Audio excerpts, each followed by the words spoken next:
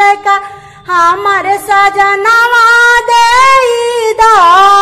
सासु जनिकार झगड़वा हमके अलगवा कई दा ससुर जनिकार झगड़वा हमके अलगवा कई दा ना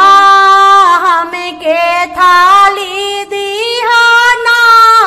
हमके लोटा हमारा भैया के दिहल का बस तिलकवा देई दा हमारा भैया के दिहल का बस तिलकवा देई दा सासु जनिका